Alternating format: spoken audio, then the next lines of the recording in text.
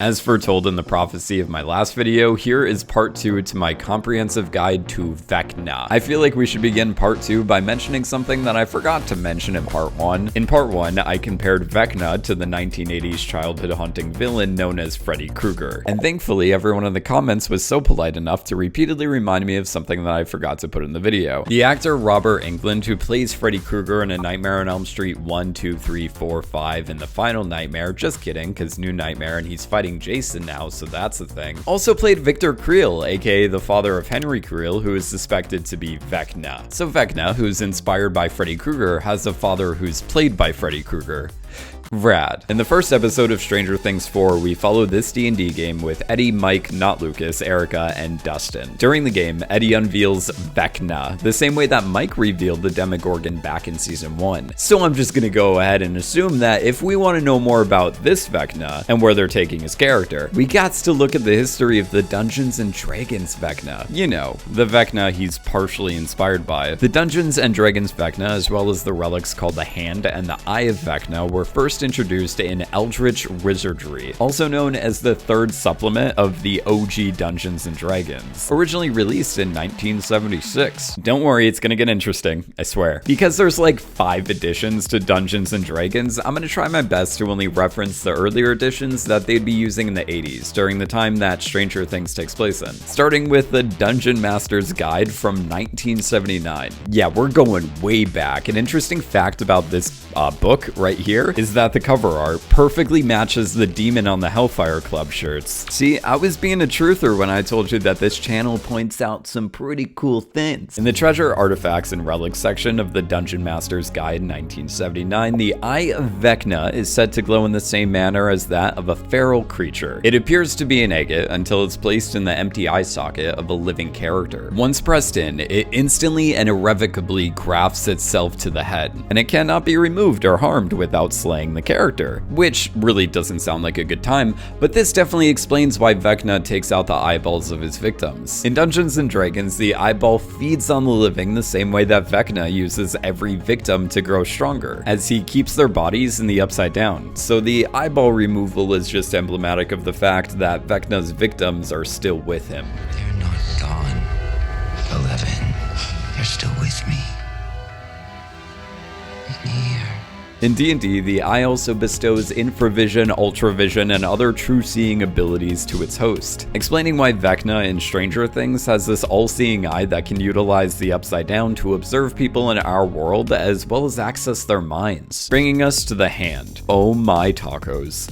The Hand. It has already been visually communicated with the audience that other than the head tilt, Vecna's main way he uses his powers is by using his left hand. Kind of like 11, but she uses her right hand, telling us that the best way he channels his powers is through that hand. Vecna's left hand is the hand that grew claws and became the Freddy Krueger hand. In the Dungeon Master's Guide 1979, it's written that the tales say that the hand appears to be a mummified extremity, a blackened, shriveled hand, possibly from a burned body. In Stranger Things, Vecna's hand doesn't appear to be shriveled, however, it does appear to be burned from all the lightning after he was tossed into the Upside Down. The only shriveled left hands that we see are the ones of his victims. The guide also states that the relic of Vecna's hand is his left hand. Right, just like number 1. See, we may be onto something here. Let's just keep going. Let's figure out where this puppy goes. So we'll just get back to the hand in a second. Right now, I want to tell you some more stuff regarding the D&D lore surrounding Vecna, specifically his relationship with Cass or Koss. Actually, I just spoke to my friend Tony, who knows way more about D&D than I do, and he says it's Cass. I'm gonna say Cass.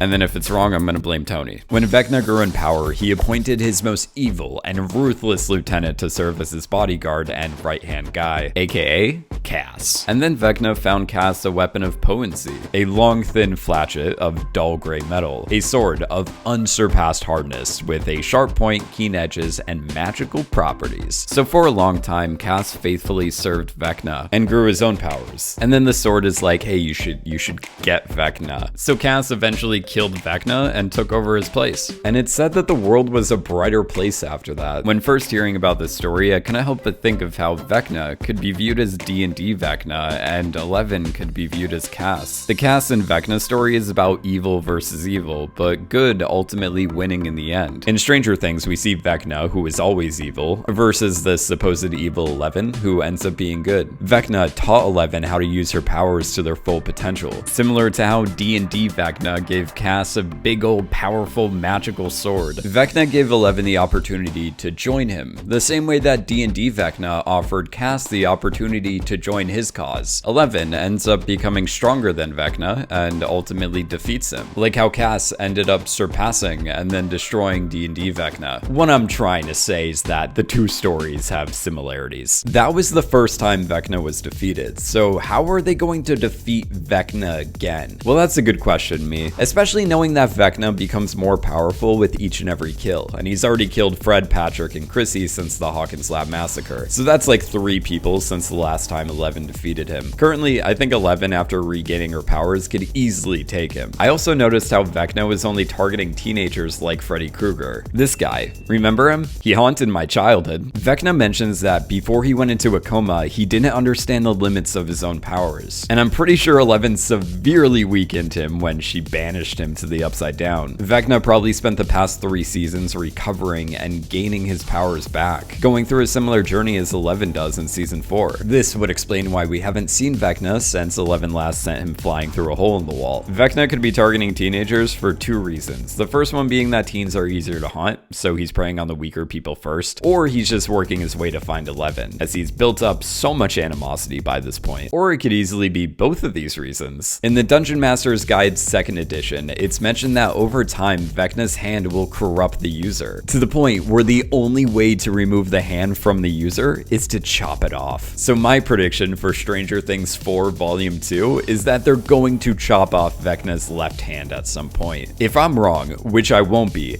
I will literally eat my shorts on camera. I'm not kidding. I will literally eat my shorts. This is a serious bet I'm making with you guys. But if I'm right, everyone has to be like, okay, that's pretty cool, and then they just move on with their lives. Currently, any prediction on how Vecna will be defeated is basically just pure speculation at this point. But if the Hellfire's D&D game at the beginning of this season is foreshadowing anything, it's that every character will be knocked down, and 11 will be the only one left to save the day and defeat Vecna. The way to escape the curse of Vecna isn't just by listening to music. Max was scared that she wouldn't remember her favorite song and that she wouldn't be protected anymore, but the music is simply there to help the victim ground themselves by triggering memories that create a powerful emotional response. Then they can turn that powerful psychic connection against Vecna to bring them back out of this possessed-like state. Oh, and I'm just gonna throw this out there, Vecna is basically Dr. Brenner 2.0. Let's not forget that Brenner is still an untamed, questionable scientist man. They both even taught 11 how to utilize her past memories, so that 11 could then use her powers to their full potential in order to fight their battles for them. Both of them are fighting for control. Brenner wanted to control number 1, but he couldn't, and eventually did. He wanted to control 11, but also couldn't do that. Just because number 1 turned out to be evil doesn't mean that what he said about Dr. Brenner wasn't true. Vecna also wants to control everything and reshape the world in his vision. You could argue that Brenner has a more righteous cause this time, but let's not forget about the fact that Vecna is carrying out remote killings, like the ones that Brenner's subjects in his program were trained to do. Now knowing that Vecna is number 1, it's safe to say that Hawkins and the government's ultimate threat came from resistance to their increased aggression. Their enemy is a byproduct of Brenner's unethical experiments. As we learn throughout the series, everything in the Upside Down is seemingly controlled like a hive mind, with the Mind Flayer being the one who's controlling everything. I mentioned before that Henry always had a great appreciation for spiders and looked at them as the gods of our world. So when people on the street come up to me and ask me, is Vecna serving the Mind Flayer? I'd say that I don't think he is. If anything, I think that Vecna is acting independently within the Upside Down, further explaining why we haven't seen him for the past 3 seasons. I think that his relationship with the Mind Flayer would be a more collaborative effort. Plus, I'm pretty sure that after getting defeated by 11 and the rest of the crew back in season 3 3, the Mind Flayer is open to any opportunity to take down the people stopping it from taking over our world. And speaking of D&D, I thought it was an interesting parallel how the Hellfire crew and the rest of the kids in the show liked playing D&D, aka a fantasy game, while Vecna over here became tired of the boring structure and the supposedly deluded people in his life living their fantasy. So if you made it this far, thanks for watching. And if you want a part 3, let me know.